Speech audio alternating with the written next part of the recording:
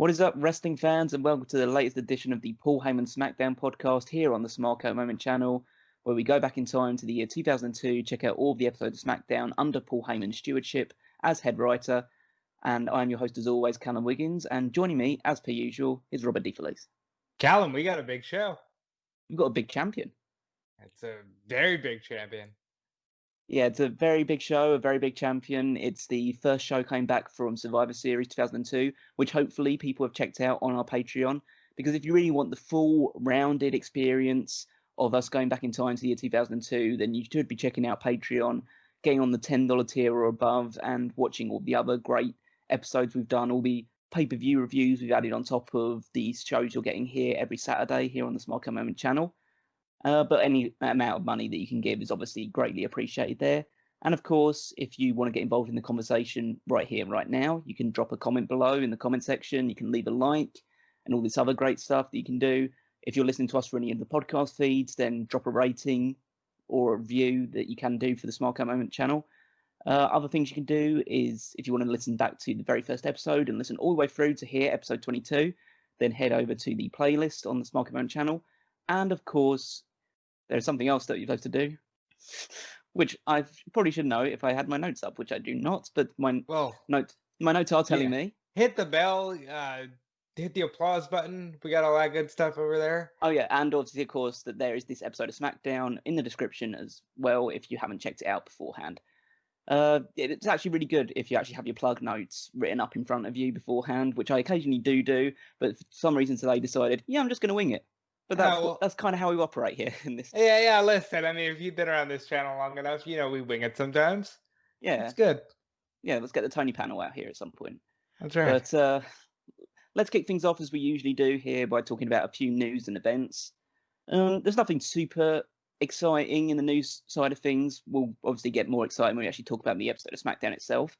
One of the stories is something in Pennsylvania, where the Commissioner Greg Serb has decreed that essentially they'd put in some restrictions on wrestling to try and curb certain things happening that they felt were too extreme or too violent. So they decreed that barbed wire and light tubes were banned to be used in the state within a professional wrestling context, as well as fighting outside the barricades and into the crowd. Wow. And that if any wrestler was in the crowd while bleeding at the same time, they would pull the promoter's license. Well, so this is Pennsylvania. This is 2002. So we're probably dealing mostly with Combat Zone wrestling. I actually believe it was that stuff.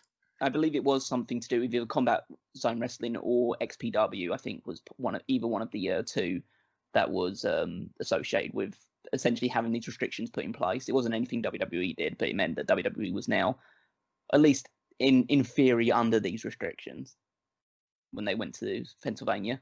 Especially considering the fact that Philadelphia is there and that's the home of ECW. That's probably something they couldn't really keep up for too long. Other news, we have Johnny Laura, China, of course, appeared. I don't think this is good news. Well, I guess at the time it was good news. In historical context, it wasn't. But that's kind of the rule with China at this point in time.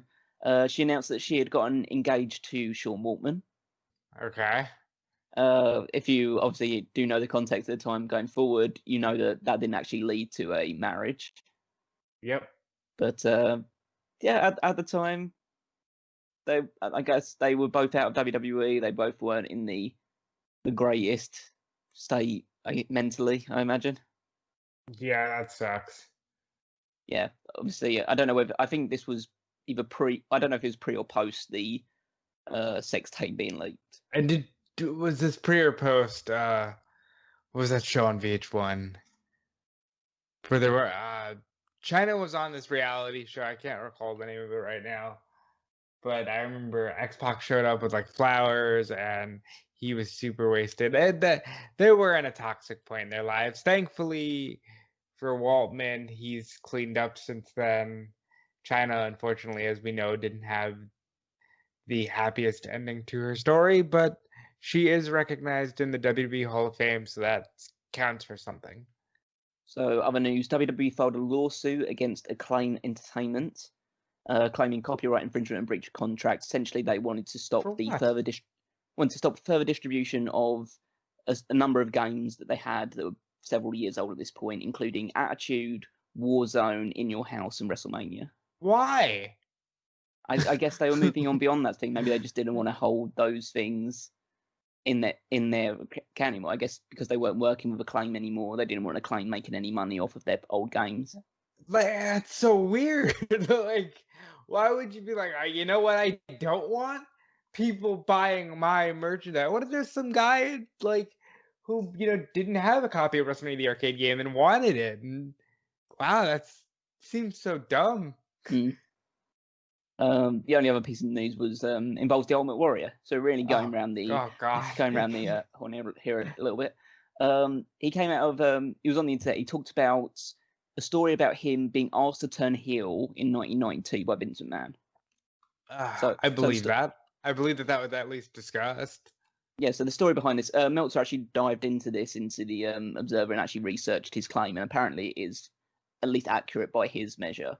The idea being that they decided that they were going to run with Bret Hart as the top babyface in the company, and after a run of matches where Ultimate Warrior was taking on Randy Savage for the WWE Championship did not draw particularly well for the company, they decided, well, we're going to go in the direction of Bret Hart is a smaller guy. He's not this roided out guy, especially at this point in time in WWE's murky waters, with the idea of wanting to avoid people using steroids, the steroid trial, all this stuff, the fight of his life, Vince McMahon, all of that stuff surrounding it meant that if you're going to keep Ultimate Warrior, it's probably better having him going as a heel against Hart rather than be the babyface. I get that, but I know that Hart had said he wanted to beat Ultimate Warrior at WrestleMania 9, that was like at least discussed, or maybe it was like Royal Rumble 93. But when did they run Savage and Warrior for the title? I mean, as best I can tell, they ran it right, but they ran it for SummerSlam. But don't they always tout that show drew 80,000 people? Like, that show did draw 80,000. You know, the funny thing about that, again, it was something that I was listening to recently, is the fact that show actually drew more than they announced. Really? But they couldn't say that it drew more than they announced because they didn't. Drew more than WrestleMania 3, yeah. And they'd already announced that WrestleMania 3 was the biggest show of all time. And because this show drew more, but still not as much as they announced for WrestleMania 3, they had to pretend that this one didn't draw quite as many. So, yeah, that's just the way that these inflated numbers work. I'll tell you what, Vince, you did not draw six figures to that WrestleMania in Dallas. You drew 5. It was a very high 5, but it was not 6 figures. That's funny though. Yeah. So that's just the news side of things. Let's move over to talk a little bit about the Raw and SmackDown ratings war, which has been a bit of a slaughter recently. And unfortunately, well, it's not changing here at this point. So the November 21st episode of SmackDown drawing a 4.02, so slightly lower than the previous week, but pretty much at the same level. The Raw rating was a 3.7, which was a massive leap up from the previous week's all-time low, or the all-time low for this period of time at the very least, to a 3.7. So they're a lot closer than they were beforehand, which is something to be said for it. Yeah. Survivor Series doing a bit of a benefit there with Shawn Michaels winning the title. Yeah, and I was thinking about this because somebody asked on Twitter, like, well, what's your favorite Survivor Series? And it really does occur to me that like 02 and 03 were probably peak Survivor Series for me, even though obviously they weren't doing the tremendous numbers that they were doing in, let's say, for like the 99 Survivor Series.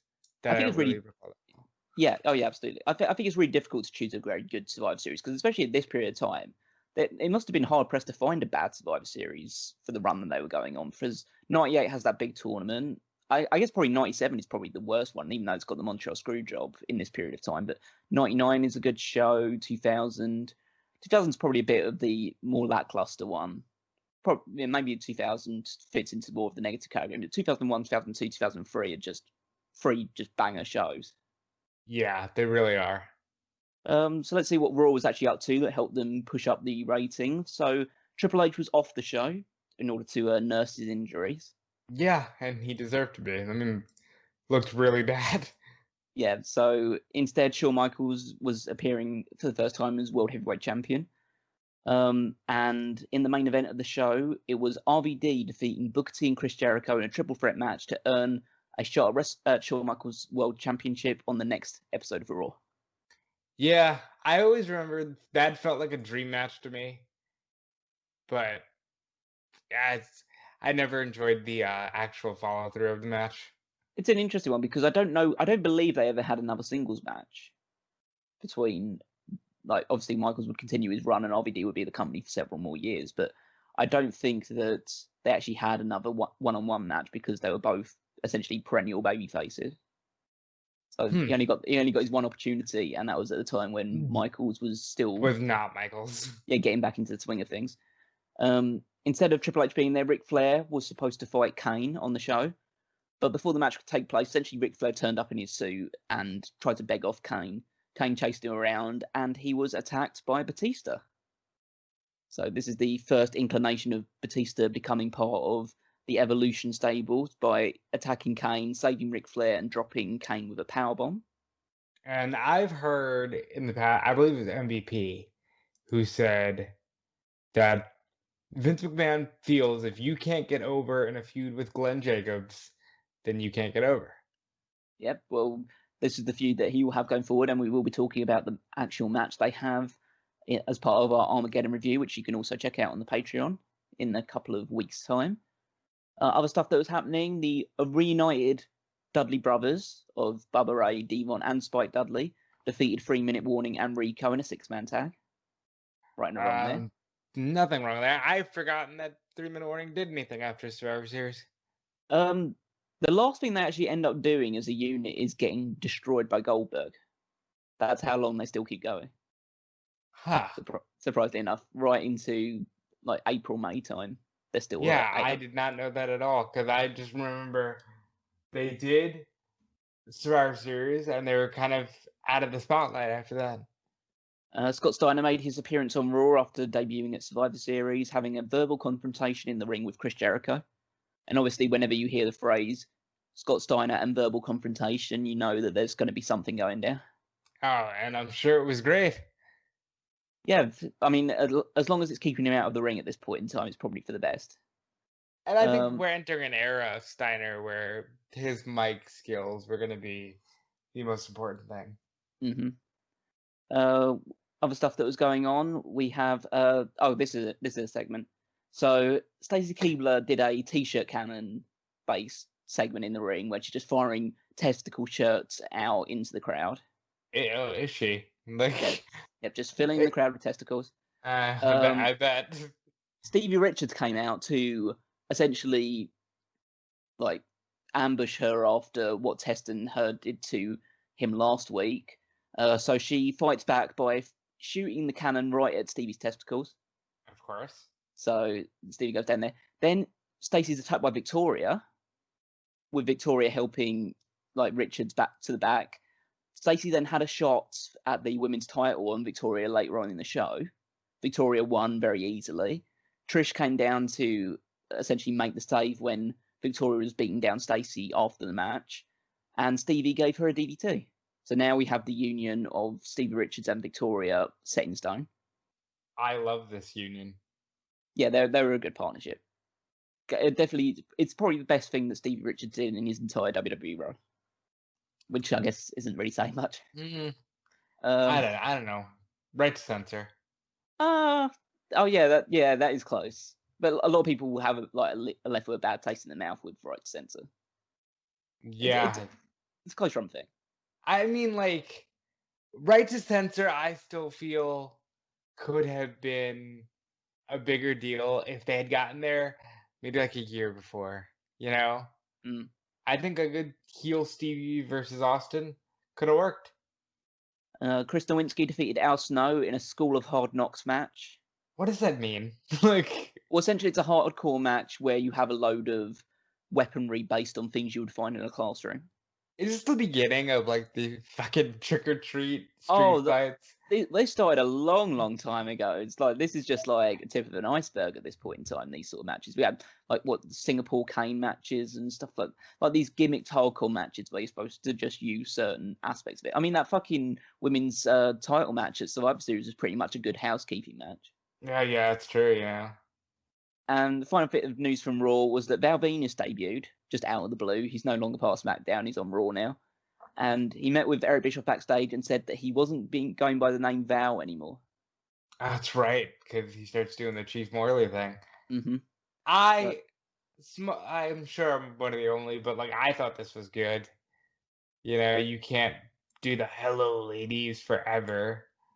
No, but you would have thought he might do something. I mean, I guess it was good to have Bischoff give him a bit of a lackey, but Bischoff kind of had lackeys pretty much his entire run from this point onwards because you had Chief Morley, then it was like Jonathan Coachman and Johnny Nitro at certain points as well, with just guys who were just running errands for Bischoff. Right. And you know, that's kind of a staple of the time, you know, Mm. of that era. So let's move on to the episode of SmackDown itself, November 21st, 2002, from the Hartford Civic Center in Hartford, Connecticut. So right in the heart of WWE country here. Yeah, and did you know that this held a WrestleMania once? WrestleMania 13, I think. Was it 11. not? 11. Oh, it was 11, right. Oh, because of course it was 11. Because how bad was the company doing Oh, that they yeah, held it had to be pretty fucking bad, yeah. WrestleMania in Hartford, Connecticut? Well, the company wasn't much better in WrestleMania 13. It was going upwards, but it wasn't like still. That's right. By the end of WrestleMania 13, we know what we're doing. Yeah. But yeah, so here in Connecticut, the opening video package highlights Brock Lesnar's path for destruction in WWE and his partnership with Paul Heyman, leading to the disintegration at Survivor Series. Only images are shown from the Survivor Series thing, so they don't show any clips because at this point in time, they still want people to order the pay-per-view replays. Well, yeah, I think that's fair. So Brock Lesnar has assumed the Undertaker's role of always stalking the parking lot for someone to turn up so he can beat them up. Well, because how are you going to know that you're a badass if you're not in the parking lot? Yeah, he's just pacing around, waiting. But then we have the intro and the pyro, and it's announced that Edge will be the first person to get a title shot against the Big Show for the WWE Championship in the main event of tonight's show. So it's a pretty big deal. That's a good main event. I mean, it's Edge getting a world title shot that he doesn't, you know, typically get. Yeah, Well, it's this time anyway. I believe this was. I think Edge says later on in an interview that he gives that this is his first WWE Championship shot on TV. Obviously, he had the title shot of Rebellion, but that's a UK house show essentially, so it doesn't really count that much. It's surprising because he's the previous year he was King of the Ring, and he Yeah, never received a shot at the WWE Championship. because Alliance. Yeah, that kind of superseded everything. Well, but to be fair, they were always touch and go with the whole King of the Ring winner gets title shot at SummerSlam. That's true. I'm not saying they need to get a title shot. Surely it would have made sense at one point, considering that the Edge stayed on Team WWF and Austin ended up joining Team Alliance. The Edge just 1 week would say, "Hey, I'm the King of the Ring, and I should get a shot at the WWE Championship," and they just have that match. Austin retains, and you just move on. I wouldn't mind it. I'd be into it. Uh, as much for this show itself, we kick off with Rey Mysterio against the former Cruiserweight Champion Jamie Noble. Yeah, Jamie Noble losing that title at the Garden. Even to lose a championship at the Garden, that must be an honor. Oh yeah, he Yeah. got to compete in front of the Madison Square Garden crowd. They had a banger match. So, this match itself was pretty short, but it was still very very good. Considering the guys involved. I wanted to know one thing. One thing that a little detail that I love about Ray's entrance, and it's something that I shouldn't love about Ray's entrance, but it's the cameraman crouching down on the stage as you have the big pan back of the hard camera, just looking at the stage. You just see this little black dot of the cameraman just waiting for Mysterio to jump up. I think that's pretty fun. Well, I missed that entrance. I wish one time. I know he probably can't do it anymore. But I wish at one time he would just do the "Who's that jumping out the sky" entrance one more time. Maybe they could have like a crash mat or something underneath you so he can just land softly, rather than Ah, or just leap up or something. Maybe they could have a trampoline like Sin or Cara. Or, just get Dominic to do it. I mean, he's significantly bigger, but he can do it. So Noble looks very like visibly distressed and distracted during his entrance. Like he knows that the title's gone. He just doesn't look himself whatsoever. Um, Noble at one point in the match lands on his feet off a monkey flip, but then he eats a drop kick. Springboard into a head scissors by Mysterio. Noble heads to the ringside area. He's just really frustrated and he's just trying to get his head back on straight. Noble eventually manages to get like some heat on Mysterio, targeting the shoulder, but that lasts for a certain period of time before a pop-up drop kick by Mysterio turns the advantage back to him. Flapjack, spinning heel kick.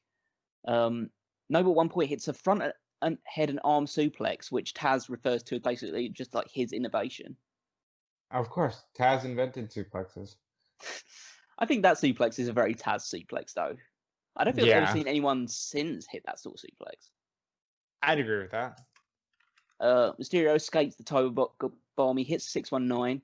Nydia pulls him off the apron. He chases her into the ring.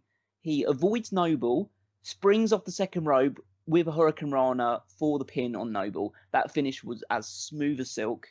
Like, I know Mysterio was a little bit botchy at Survivor Series, but he was completely on his game tonight, and that finish was just fantastic. Rey Mysterio in 2002 is as good as it gets, and Jamie Noble in 2002 is as good as it gets. Yeah, short, fun match. Noble's losing streak is now becoming like the big focus of the story. We cut backstage. Lesnar is still pacing around in the parking lot, but he decides that he's going to walk backstage into the locker room instead to see if Big Show had just managed to sneak in somewhere. So Eddie, Chavo, and Cena are sitting there talking. They smartly avoid confronting Brock. But who's there to try and cheer up Brock and give him a few words of encouragement? But good old Matt Hardy. Matt Hardy, the sensei of attitude. This is so good. So Matt Hardy starts talking to him, telling him how impressed he was with his performance at Survivor Series. But they said that it was awful about Heyman screwing him. But if only Brock had a few more Matt tributes, then he would have suffered quite a terrible twist of fate. I love the fact that he's weaving all of these things into everything he says. It's all about Mattitude or Matt tributes or suffering a terrible twist of fate or anything along those lines. That it's so corny, but it so works for his character. Yeah, he controls everything. It is so good.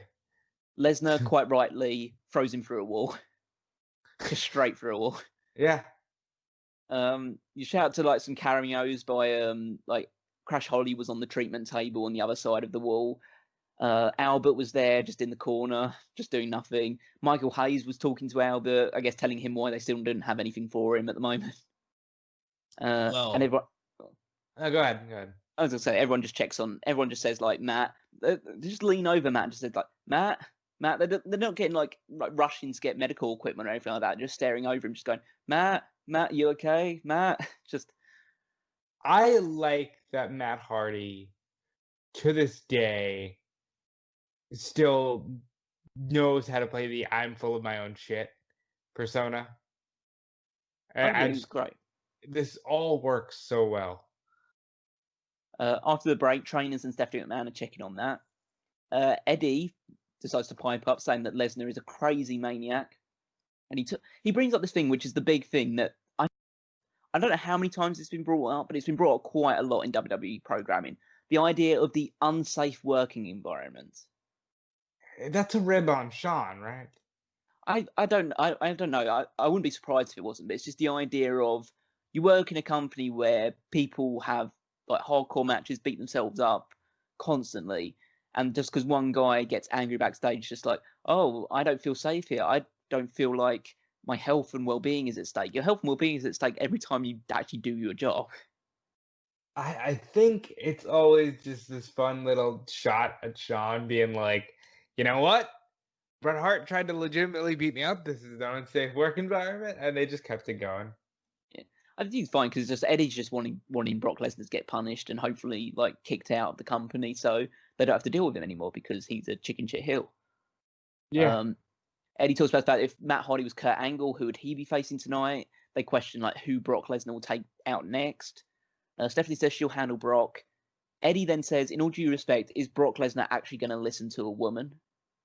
See, Well, see, people could take that obviously in a bad way. I think. well, is he right? Like, Well, no, I think Eddie did that to try and strengthen Stephanie's resolve because he's a manipulator, and I think he said that because then Stephanie might have gone easy on Lesnar, but because he said that, she's like, well, just because I'm a woman doesn't mean I'm not in control of the company or anything like that. So, yeah, I think Eddie was deliberate with that thing. I don't think it was just him being sexist. I, I don't think it was just him being sexist. First of all, look, it's par for the course at the time to be sexist. Mm. Like we've talked at length about a lot of the things on the programming here, but it's a good angle because what they're going for all year long has been Stephanie is trying to walk this fine line of I'm a sex symbol in some regards and I'm this powerful businesswoman. And to say, is the meathead champion gonna listen to a woman? I think it works on multiple levels. So we cut up backstage where Noble is pouting. Nydia tries to comfort him. Noble talks about how they've let them down. Without the Cruiserweight Championship, the good life they build up is just all gone. So Noble says that in order to break him out of his funk and get back to winning ways, he's got to contact his crazy cousin.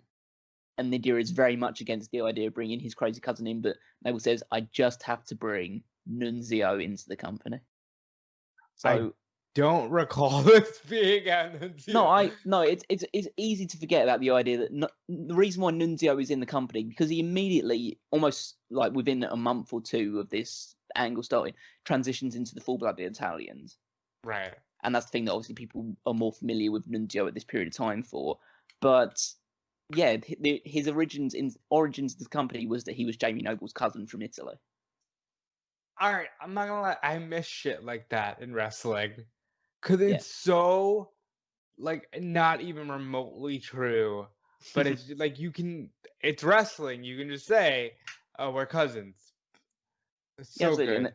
And just trying to weave all the cruiserweights together because obviously Nunzio had come in as part of the cruiserweight division. And also the fact is they say the word Nunzio, and at this point in time, no one knows who Nunzio Who is that is? because Yeah. everyone only knows this guy as Little Guido. I really, really like that. So Stephanie finds Brock Lesnar doing some more pacing in the parking lot. She says that she understands why he's upset, but she can't tolerate what happened to Matt Hardy. She says that he will get his rematch against the Big Show. I mean, she clearly doesn't know the situation that Paul Heyman knows, as we'll talk about later. But not until his ribs have healed up. His hips have reeled up. That's a spoonerism way of saying it. She says that Lesnar talked her into allowing the Survivor Series match. So it's the idea that like he had to convince her to let him fight at Survivor Series because she shouldn't have let him do it because he was too injured still. Right. Which shows that maybe she doesn't listen to Brock Lesnar. Or she does listen to Brock Lesnar, and Brock Lesnar feels like he does have some sort of power over her. Well, and I think Brock Lesnar not listening to authority.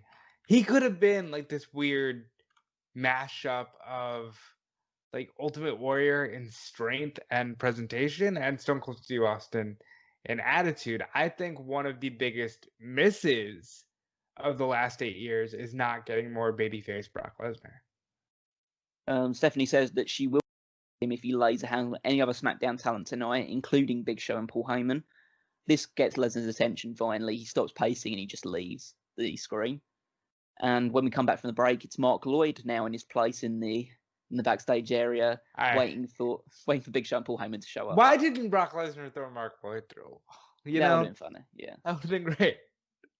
Move on to another cruiserweight match: Billy Kidman versus Tajiri. So second straight cruiserweight match. This is Kidman's first cruiserweight championship defense after winning the title at Survivor Series. And they're defending against former champion, and I love Tajiri. This is good stuff. Yeah, it's a babyface match, even though they don't really do. Well, there is a spot where they do some chain wrestling, then Kidman offers a handshake, but Tajiri kicks his hand away and then immediately takes his head off with a kick. Rob, have I mentioned on this podcast how much I love Tajiri? Yeah, a few times.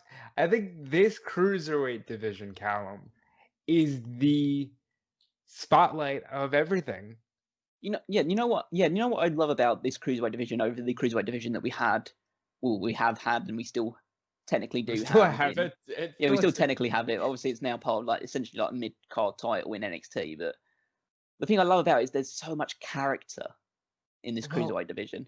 but that's character is rich throughout this entire time. That's why, as cringy as it is, Dawn Marie, Al Wilson exists because Mm. it's character based.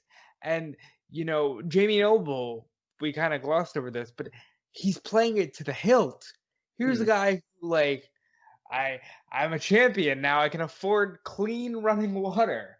And now he's sad because he doesn't have the belt. And they make you care about everything. And now it's just athletic guy does a flip, people cheered. Yeah. Well, they don't even cheer They don't cheer nowadays with now. Terrified Live. Well, no, they don't cheer. They wouldn't even cheer him when they still had fans in the building in That's Terrified true. Live. But it's interesting because the one guy that doesn't really have character is the guy that they currently have the belt on, which is Billy Kidman. Right, but Billy Kidman's a solid workhorse and he's done a lot this year. I think he's had that great match with Kurt Angle. He's done quite a few things. You know who Billy Kidman reminds me of?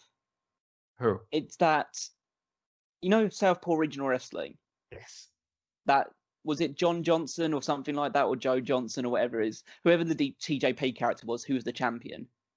Just like everyone else is just all these crazy, zany, wacky characters, and he's just a wrestler in the middle of it. Right. I think it's like, I compared him to Bret Hart, one of the recent ones. And I don't mean that in terms of like Bret Hart's obviously, one of the best of all time. Billy Kidman's good, but Kidman reminds me of Hart in the vein of he's just a guy, and it's much like Bret Hart, Here's Yokozuna and all these Doink the Clown, all these people, and then there's just Bret Hart. And that's what Billy Kidman is. So Kidman misses a splash in the corner, but then connects with a drop kick. He tries to drag Tajiri into the corner for the shooting star, but Tajiri kicks him away from the floor. Applies the tarantula, but then he misses the buzzsaw kick. Kidman hits a hurricanrana, but then he tries to go for the pinfall. Tajiri bridges out of it like the Matrix, and then kicks Kidman right in the back of the head for 2. Damn right he does. Kidman reverses a powerbomb attempt into a Ushigoroshi. Handspring elbow by Tajiri. He attempts a tornado DT, but Kidman reverses this into a spinebuster. Tajiri's in perfect position now. He climbs up, hits the shooting star press, and retains his championship. Again, pretty short, but again, a very, very solid match. Why isn't he doing the Powerbomb X Factor as his finish, or the Top Rope Educator as his finish? Why the shooting star? Because at the time, no one else is doing the shooting star. Granted, but is anybody doing a Powerbomb into an X Factor? No, I guess not. I guess that's always been a transition move for Kidman, because there was this long running story about the idea that you never do a powerbomb against Kidman because he's just going to hit the X Factor on you. Right. I think it's difficult to have that as a finisher because it's a finisher that you can only hit in a situation depending on whether a guy hits you with a powerbomb in the move. That's fair, and it's like, I guess you can do the shooting star on anybody, and even though that's not as big of a deal back then because they weren't putting Kidman against the Big Show, it's still good to have in your arsenal. So Lloyd meets up with Big Show and Paul Heyman, who arrive in the building, and the great touch with this point, Heyman is clutching the WWE Championship because that's all he cares about.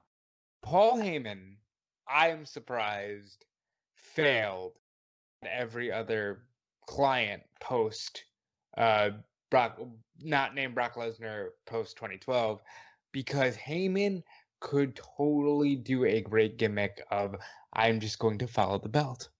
Oh, he did. Did he? CM Punk. Well, yeah, that's true. He did just kind of clutch it. But that's what I'm talking about.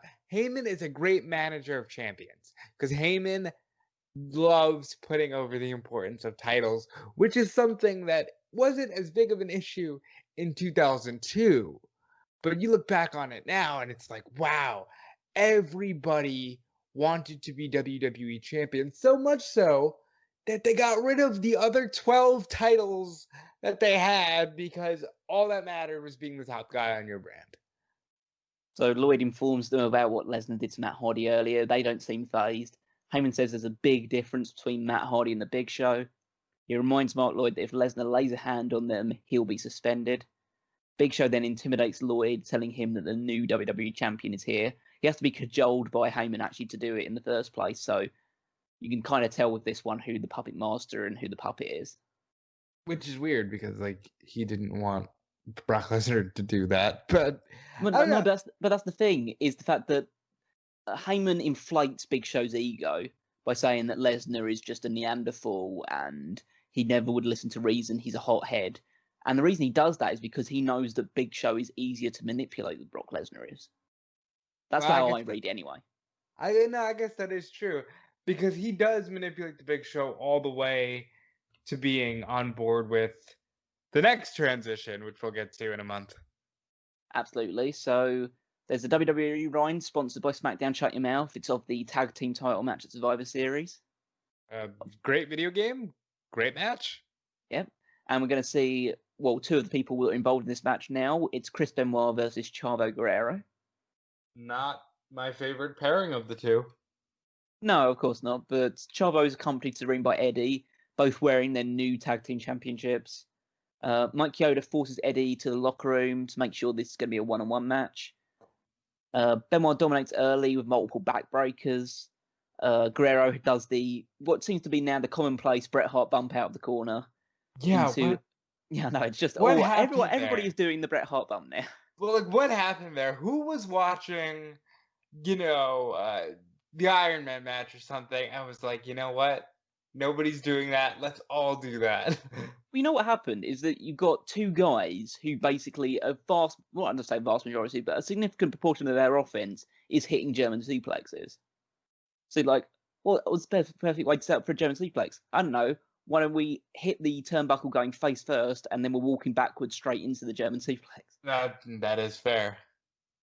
So Benoit hits a first German suplex, but then Chavo blocks another, gets some gut strikes in. He sends Benoit repeatedly into the middle turnbuckle gut first to get the heat.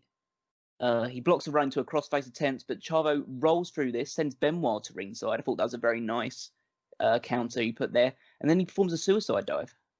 So Chavo's got his working shoes on. Yeah, and this is still Chavo, obviously, pre-Eddie's death, and Chavo is just being Chavo instead of being Eddie Guerrero light.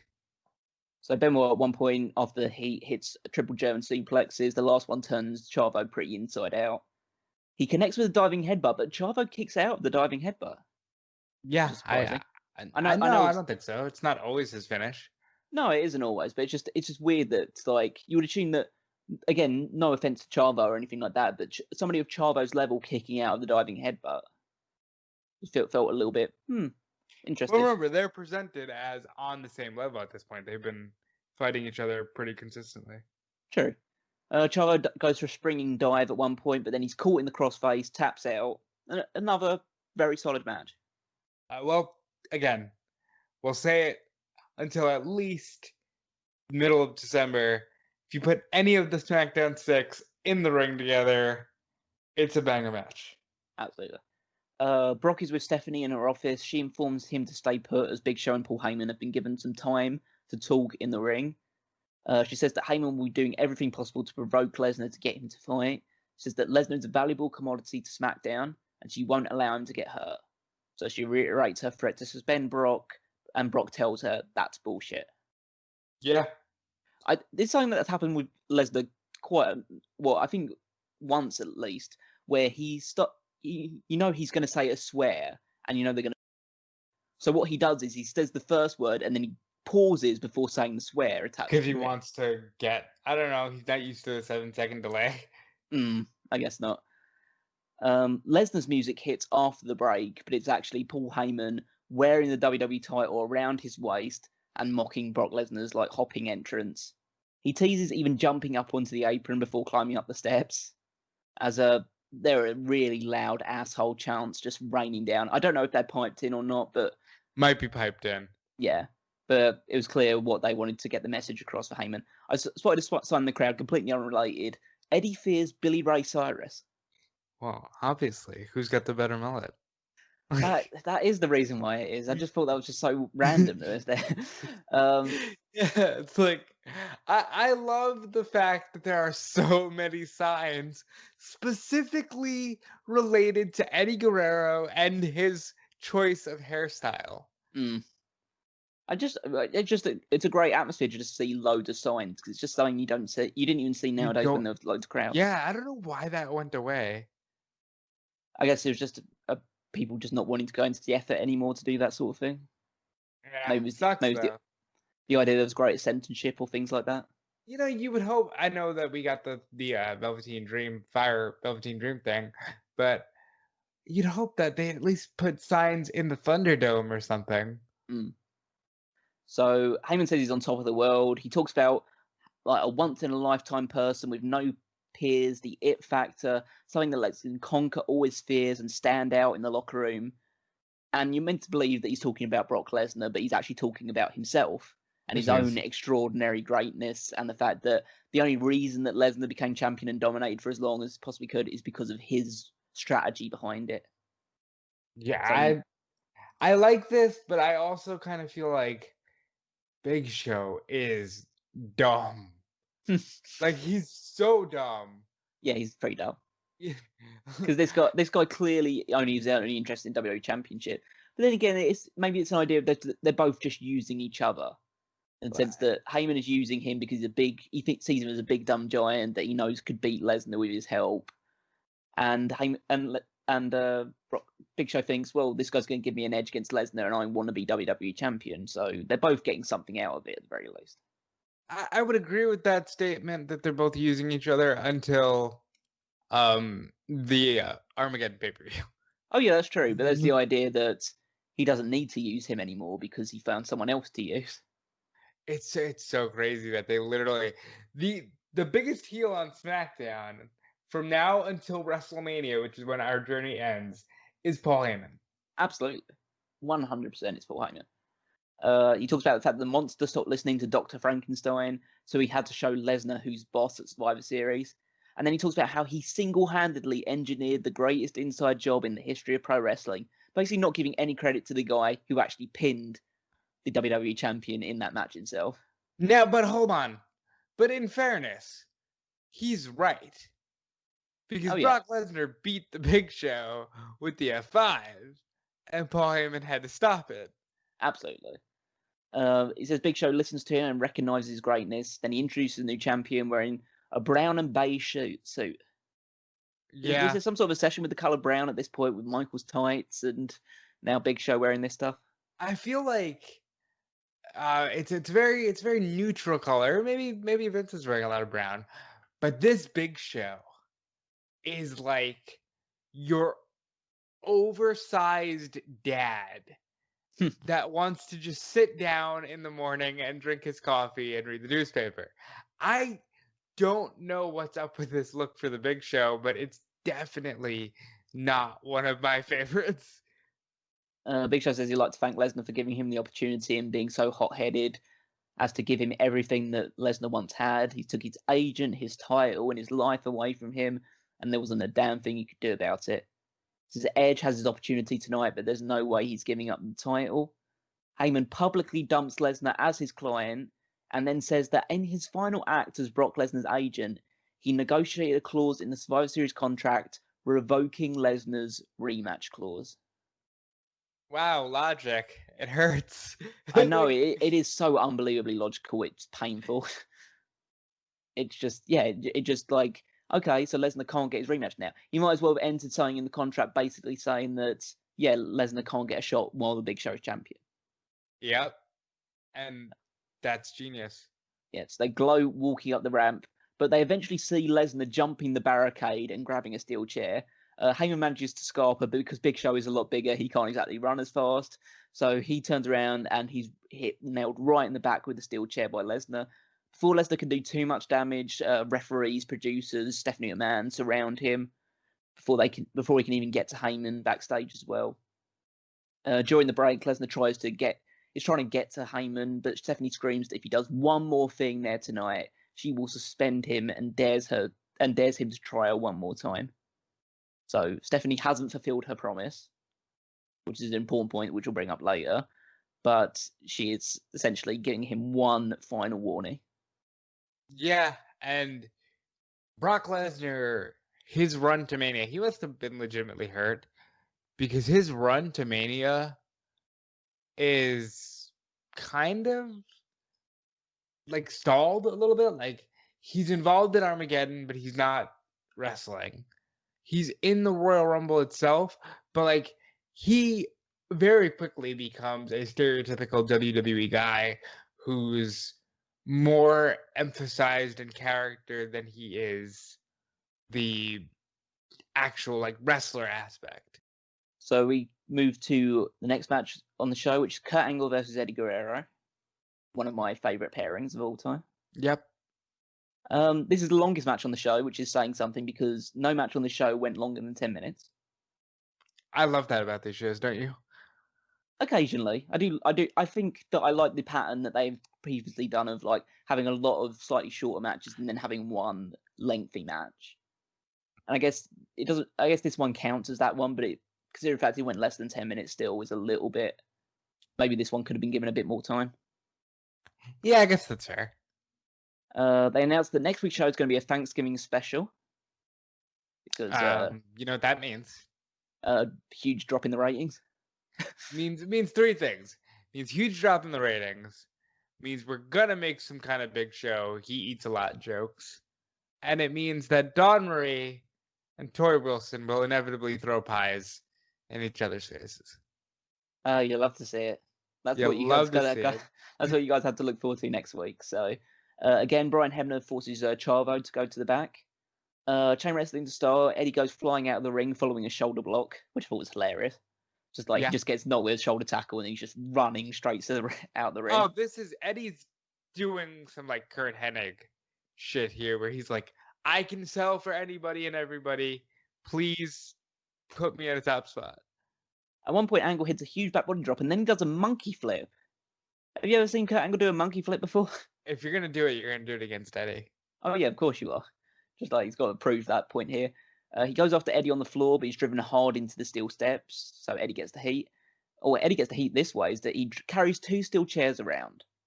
So the ref, he tries to take one of them into the ring, leaving the other propped up against the ring apron. Referee stops him from doing that. He hands the chair to Tony Chimmel. At this point, Eddie then just smashes Angle into the back with the other chair. Taz very notably points out about how the ref should get his hearing aid fixed. Yeah. Just like it's one of my least favorite spots in wrestling. Is just the idea of, wow, you did not hear for a second that Eddie just smashed this guy right in the back with a steel chair. No, because hearing doesn't matter. A fan could be smacking their chair in the audience. You gotta see it. Eddie hits a Northern Light suplex for a bridge for 2. Crowd start chanting USA. So, Eddie's from Mexico, right? No, he's from El Paso, Texas. Well, okay, but he's like, he claims Mexico and Kurt claims USA. It works better than other times people have chanted USA. Yeah, you remember like when people started chanting USA when it was Chris Benoit on Edge versus La Resistance? Yeah, like yeah, USA. That doesn't work. Angle reverses another Northern Light suplex, tending to a slightly wonky tornado DDT, but it still works. Chavo then returns to the stage as Angle starts his comeback, and then he slowly starts creeping towards the ring. Like he's trying to do it so nonchalantly, as if like the referee can't tell that this guy is like stalking his way to the ring. Eddie hits a tilt the words backbreaker at one point, with Eddie's knee landing right between Angle's shoulder blades. So that looked like it sucked. Angle hits 2 German suplexes, but then he's mule kicked before the third outside of the referee's view. He tosses Angle out of the ring, and Chavo stomps him in a bit before running up the ramp and pretending like nothing's happened. And that's where we see Benoit appear on top of the stage. Ha! Now this is interesting.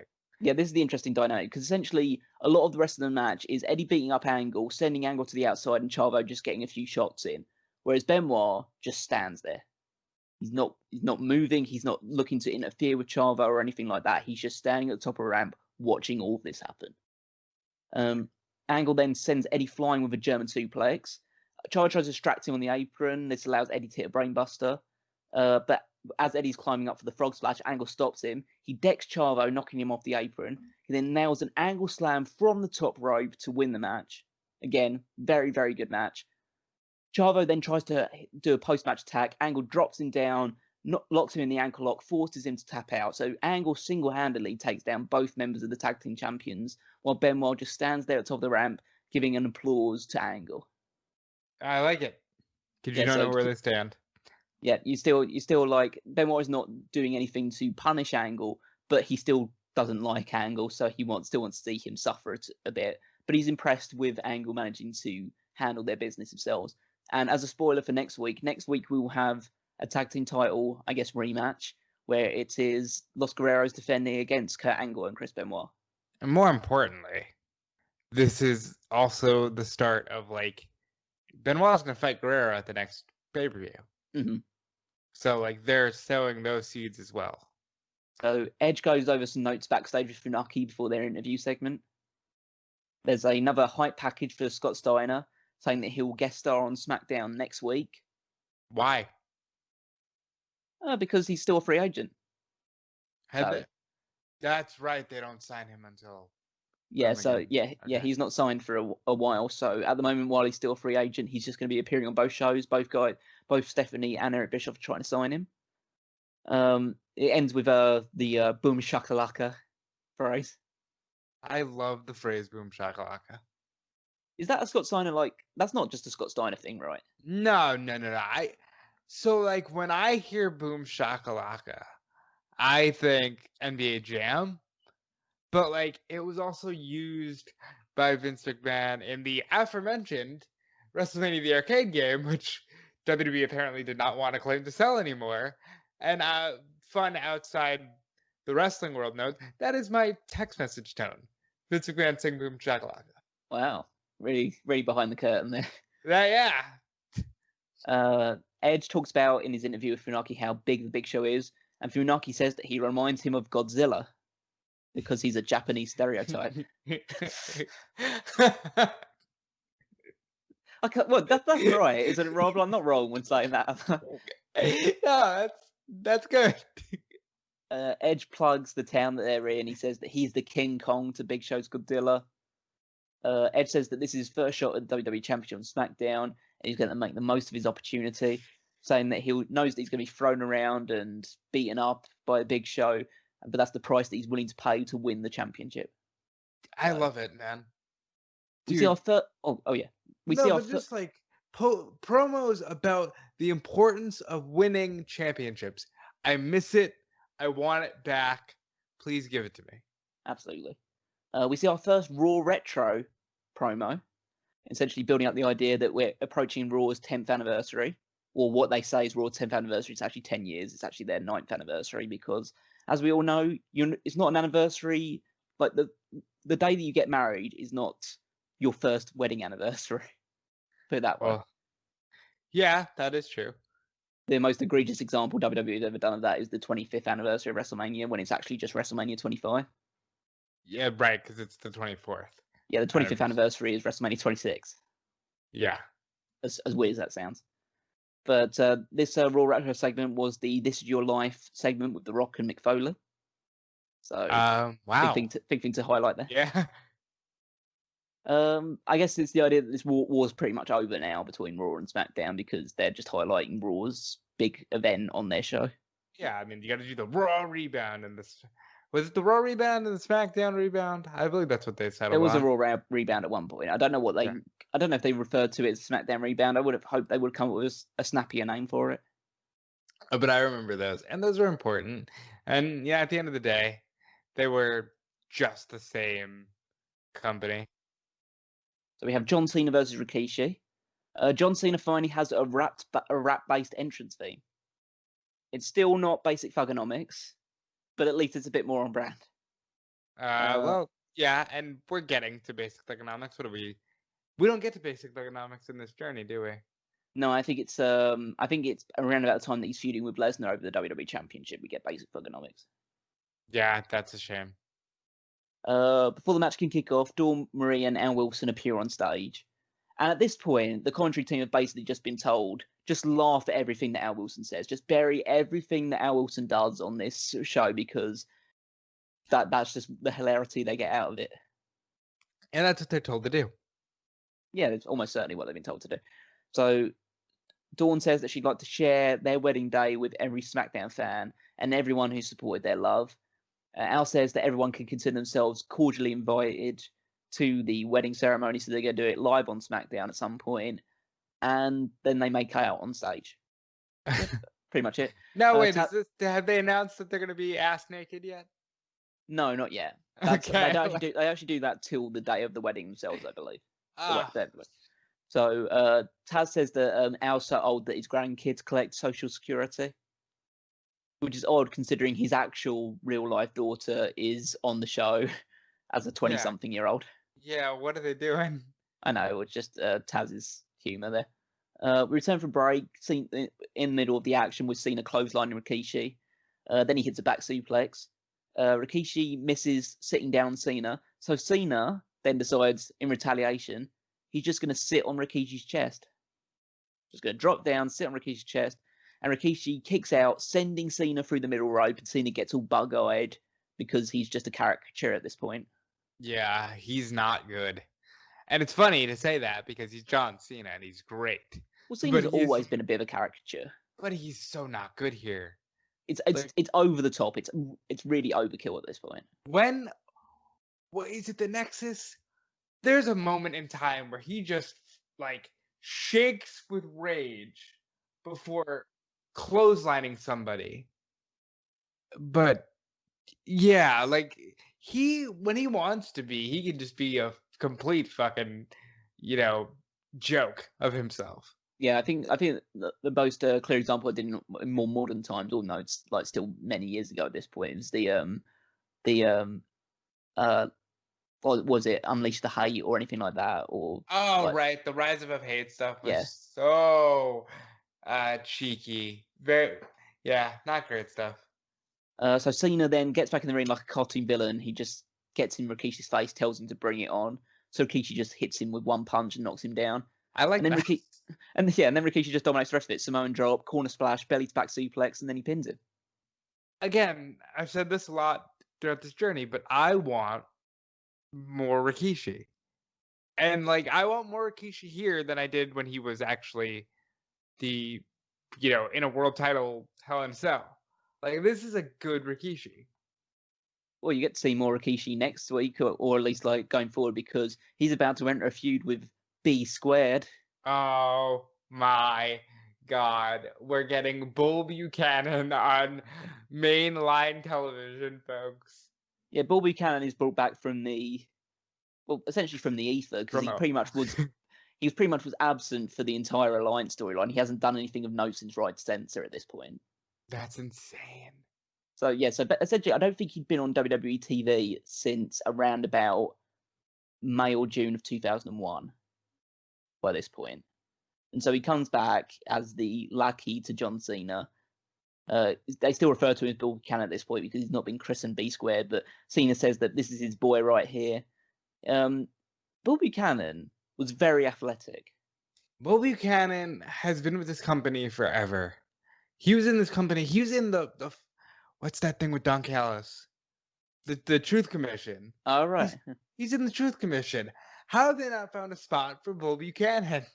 Well, they had a spot in Right Censor for him, but once that went, they just seemed to not have any plans for him. And the thing is that this is a guy who was both incredibly powerful, which is displayed by the fact that he hits Rikishi with a electric chair in this beatdown, and then he hits 2 leg drops where he leaps miles into the air while doing them.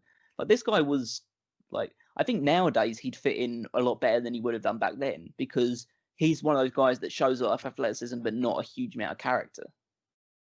Right. So Bull Buchanan, he is the first guy. Well, yeah, he wasn't the first guy, but he did the scissors kick before Booker. Yeah. And he's good. And the fact that they didn't find a spot for him shows how seriously they took television time back then. So Heyman sits backstage with an in-pain Big Show, says this is a bad situation. Heyman says Lesnar wants to rip them both limb from limb, but Big Show's more concerned about his back. He tells Heyman that he can't defend the title tonight. He orders Heyman to go to Stephanie, tell her to get Lesnar off his back, and that he can't compete tonight. Heyman leaves, clutching the WWE Championship. Heyman just wants to be WWE Champion. He I wants to be love WWE it. Champion, but he never wants to take any single bump, and this is the only way he can do it. I love it. I think this managers need to be used more like this. They show a really long replay of all the Lesnar show and Heyman related stuff from tonight, and this is where I kind of go, well, couldn't you give an Angle and Eddie 3 more minutes and just show them like one replay? I know. I think this is fair because this is probably top of the hour, right? And this is way past top of the hour. Well, maybe it's one of those, if there was a ball game on or something and somebody's just tuning in, here's what you missed. I don't mind that stuff when it's like, maybe somebody's not tuning into the show tonight. Let's try to catch them up. I mind the kickoff show stuff that we talk about where it's like, here's an entire 2 months worth of footage. It's like, okay, at some point you got to tell these people that they need to watch your program. So we cut to Heyman in Stephanie's office looking concerned. Stephanie says she doesn't know where Brock is, and Heyman just screams. It's like, what do you know? What do you mean you don't know where Brock is? And then he just calms down and he's back to normal. Heyman says, no, yeah, he's just great. Yeah, he is. Heyman says nothing will stop Brock if he wants revenge, and then slips in that Show's in no condition to fight tonight. He kind of just like does slip that in, seemingly like Stephanie won't notice. Stephanie says that Show will defend his title regardless of anything tonight. So Heyman wants reassurance that Brock won't attack again. Stephanie says if he gets involved, she will suspend him. Heyman rightly brings up the fact that she said that before and didn't follow through. She then gives him a complete guarantee. Heyman then really gets like aggressive at this point and just says he will sue Stephanie, her father, their whole family, and SmackDown if Brock attacks either of him or the Big Show in the match later. Stephanie gets angry to get the hell out of her office, and then we're on course for the main event now. I love it. So much of this is like, again, so logical it hurts. Big Show versus Edge for the WWE Championship is our main event. There's a nice touch of when during Show's entrance, Heyman is just looking over his shoulder constantly, just looking for whether Lesnar's going to turn up because no one knows where Lesnar is at this point. Show throws Edge into the corner repeatedly, but Edge uses his quickness to avoid a big boot and hits a drop kick to the knee, so he starts going after the leg of the Big Show, as you would do against a bigger guy. Big Show blocks an Edge-o-matic and then soon drops Edge with a clothesline. There's a massive build by Big Show, followed by a backbreaker. There's loud Big Show sucks chants echoing around the arena, as you would expect. Yeah. Edge tries the execution, but he's tossed away by the Big Show. There's a huge chop to the chest of Edge while he's on the apron, and then he's slammed into the ring post the same sort of way that he did to Brock Lesnar at Survivor Series. He applies a bear hug, because every big man should. And it's a good move. Then tosses Edge to the floor, hits a suplex on Edge. It's like you didn't really see Big Show hit too many suplexes. Yeah, but Big Show can hit a suplex on Edge because Edge is tiny compared to Big Show. Oh yeah, he can do it, but especially like, this Edge. Yeah, it's just very odd to see Big Show do it because it's very like, I guess it's just odd to see a big man willingly go to his back on a bump, pretty much. Yeah, I guess that's true. Show removes the top turnbuckle pad, but Edge manages to send Show into it with a drop toe hold. Show catches Edge for a choke slam, so Edge grabs the referee, just blatantly grabs the referee and hits a low blow. It's just like, okay, you're the de facto babyface because this guy is a total heel, so I guess you can get away with that. It's very much the Austin Rock mentality of, hey, babyfaces should do like shitty things to other people. Yeah, and again, I think one of the best parts of this journey has been watching the heels be heels. So he hits a tornado DT, gets 2 count. Edge then connects with 2 spears. Big Show just staggers off both of them. He ducks a clothesline, then hits a third massive spear, knocks the Big Show down, and Edge is going to pin the Big Show in this match until Heyman pulls Edge out of the ring. And I'm looking at this now and thinking, oh my God, are you kidding me? And it's not a case of like, Edge is great, and I'm not taking anything away from Edge. Just the idea of, this is the guy that you said to beat, you just had beat Brock Lesnar. that you're undefeated champion for so many months, and he's a giant. He's 500 pounds. He's 7 foot tall, and he has to cheat to win against Edge.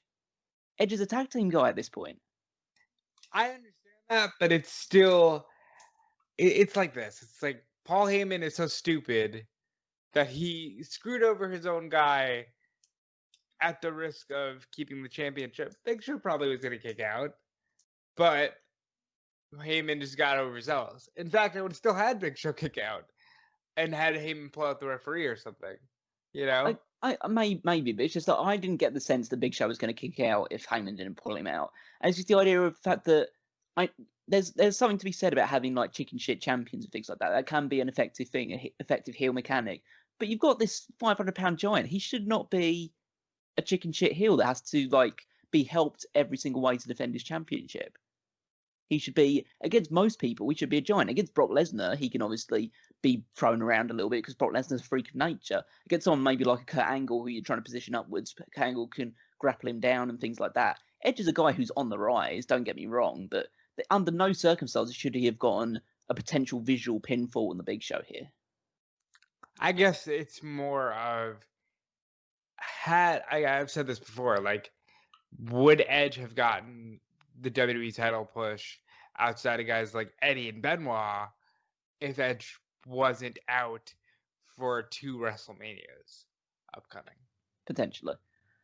Edge chases Heyman around the ring, but Show grabs him on the floor, gets him up on the apron, and chokeslams him from the apron into the ring. Heyman then grabs the microphone, tells Show not to pin him yet, but to treat him like Brock Lesnar. So Show hits another chokeslam, hits a third chokeslam. Heyman is just laughing it along. But before the match is even like over and Big Show's pinned Edge to defeat him, Lesnar charges the ring and he hits another F5 on the Big Show. Crowd again goes crazy. They're still super excited for that spot. Yeah, because it's amazing. And if you're in the arena for it, you're seeing something special. So Lesnar follows Heyman through the crowd, chasing him down. Heyman escapes into a limo from the pursuing Heyman after we see a little bit of a replay of the stuff that's happened before. And the show ends with Lesnar just in an angry haze about the fact that he's missed out on getting his revenge on Heyman. And there's no confirmation about what's going to happen with Lesnar in terms of a suspension. I believe they do suspend him, don't they? They do, but they have to wait until next week to do that. Right. But at this point in time, it's left as a cliffhanger. So I would have just had Stephanie come out and suspend him, but it would have, it would have killed the nice pop of, he hit the F5 on the Big Show. That's awesome. Yeah. Brock Lesnar is the top guy now. So this was a good show, good follow-ups to the Survivor Series. None of the matches obviously went particularly long, but they were all pretty fun. You got a WWE Championship match. You got some interaction between all the SmackDown 6 guys were in action in some form or another. And yeah, some good cruiserweight stuff as well. Yeah, and the Dawn Marie, Al Wilson stuff was kept to pretty much a minimum. So yeah. What I like about this era, they know when to keep things light. They went a little overboard early in the GM era with the Bischoff Stephanie stuff, but that's kind of dead now. It ended with a cringe kiss, but it ended, Yeah. And by Royal Rumble, we wouldn't even be talking about Al Wilson. Yeah, absolutely. But yeah, this is so good show, good like weaving narrative of the Lesnar stuff going through it. Lesnar's clearly been positioned as the top star on SmackDown and a top babyface now, so that's all working well. I think everything outside of the Rikishi Cena thing was good. And that was all on John, I think. Yeah, pretty much. So yeah, good episode of SmackDown, and we can look forward to next week's one. As I mentioned, there is the big suspension angle between Lesnar and between Lesnar and Stephanie. We also have Scott Steiner making his SmackDown debut. We also have the Tag Team Championship match between Los Guerreros, Kurt Angle, and Chris Benoit. And in the main event, there is a surprise challenger for the WWE Championship, and I'm going to leave that open-ended because I could give every single people in the view, if you've never seen it before, if you've never seen this episode of SmackDown, it's a challenge to people in the comments section to have a guess over who you think will be challenging Big Show for the WWE Championship, because I could give you a good 100 guesses and you would never guess if you've never seen this episode of SmackDown before. Wow, that is quite the I'll go so far as cliffhanger. say I'd give you 1,000 guesses and you wouldn't guess who is challenging the Big Show. Wow. That's how confident I am. So there you go. You got to tune in. I can't recall if it is actually like strictly a WWE Championship match, but it's the person that fights the Big Show on this show, on next week's SmackDown. If you haven't seen it, then I would highly doubt you'd be able to guess it. But that's all you have to look forward to next week. So, Rob, you want to throw out some of your plugs now? Yeah, and before I do, we're not done by a long shot this weekend, guys. Come back tomorrow for all things Survivor Series. We will be seeing Rikishi on the show as part of the Undertaker's final farewell. We will be seeing Kurt Angle on the show, so there's lots of the 2002 crossover. Tony will be here, Callum will be here, I'll be here. We'll be talking all that good stuff. So come back tomorrow. Again, donate to the Patreon. Even $1 helps. If everybody who subscribed to this channel just donated $1 to the Smark Out Moment Patreon, there'd be so much more content, and we appreciate all you can do. But as far as me specifically, you can follow me on Twitter at DeFelice. Check out everything I'm doing over at Fightful.com and WrestleZone.com and all their podcasts. And I will see you guys here next week. Yep, just a few more things to round off, guys. Just make sure, as Rob said, donate to the Patreon. If you can't do that or you want to pick up some merchandise, there's obviously the Smark Out Moment, Redbubble, and TeePublic stores. So make sure you check those out as well. Check out all the other great articles on Smark Out Moment. Join the Mega Maniacs. Follow Smark Out Moment on Facebook, Twitter, all that other good stuff. Follow Fanboys Anonymous as well, Tony's Geek Culture website. So anything that's movie related, comic book related, TV show related, that's where you will find it. Me personally, you can follow me on Twitter at Wigmeister14. Follow all the Fantasy League developments because Survivor Series is going to be a big swinger on the Survivor Series front, especially with extra points available for sole survivors on the team. So if that happens, then that could really shake things up one way or another. But yeah, thanks for listening to this one. We'll see you again next week with another edition. But for now, this has been another Smark Out Moment, and we are being counted out.